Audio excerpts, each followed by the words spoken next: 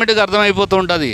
అలాగే వారు నడుస్తున్నటువంటి రిలీజియస్ను కూడా మనం ఏం చేయొచ్చు అంటే చాలా పర్యాలు అర్థం చేసుకోవచ్చు. వీళ్ళు బౌద్ధ ధర్మానికి సంబంధించినటువంటి వారుగా కనిపిస్తున్నారే, వీళ్ళు పలానా ధర్మానికి సంబంధించినటువంటి వారుగా కనిపిస్తున్నారే, లేకపోతే వీళ్ళు క్రైస్తవులా కనిపిస్తున్నారే, వారికి ఎవరైతే దానిని అవలంబిస్తున్నారో వారికి ఏమాత్రం కూడా అభ్యంతరాలు లేవండి. వారు ఇష్టపూర్వకంగా వారు వెళుతూ ఉన్నటువంటి వారు ఉన్నారు. ఒకనొక సమయాల్లో కులాంతర వివాహాలను, మతాంతర వివాహాలను ప్రోత్సహించినటువంటి గవర్నమెంట్లు ఈ రోజున తూచంటున్నాయి, కాదుగా తప్పది, అలా చేయకూడదు అని చెప్తున్నాయి.